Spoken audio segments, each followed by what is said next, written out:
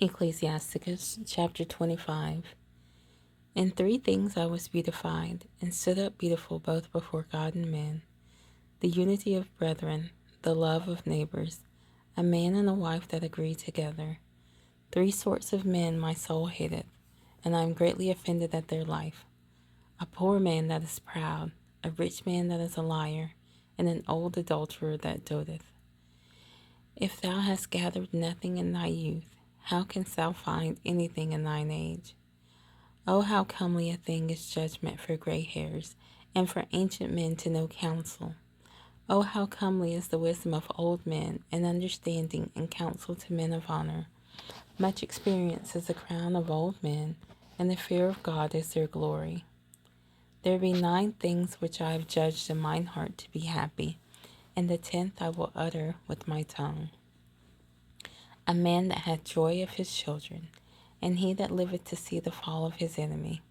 Well is him that dwelleth with a wife of understanding, and that hath not slipped with his tongue, and that hath not served a man more unworthy than himself. Well is him that hath found prudence, and he that speaketh in the ears of them that will hear. Oh, how great is he that findeth wisdom! Yet is there none above him that feareth the Lord. But the love of the Lord passeth all things for illumination. He that holdeth it, whereto shall he be likened? The fear of the Lord is the beginning of his love, and faith is the beginning of cleaving unto him.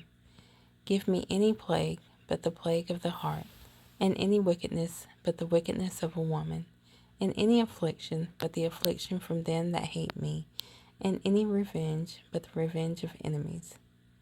There is no head above the head of a serpent, and there is no wrath above the wrath of an enemy.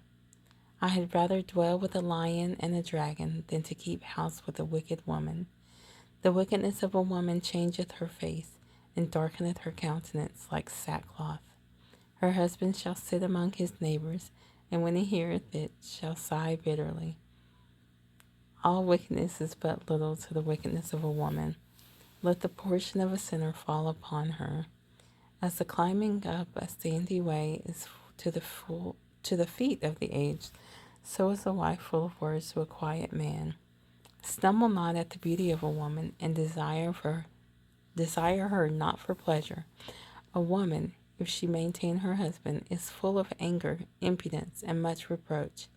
A wicked woman abateth the courage, maketh a heavy countenance, and a wounded heart. A woman that will not comfort her husband in distress maketh weak hands and feeble knees. Of the woman came the beginning of sin, and through her we all die. Give the water no passage, neither a wicked woman liberty to gad abroad. If she go not as thou wouldest have her, cut her off from thy flesh, and give her a bill of divorce, and let her go.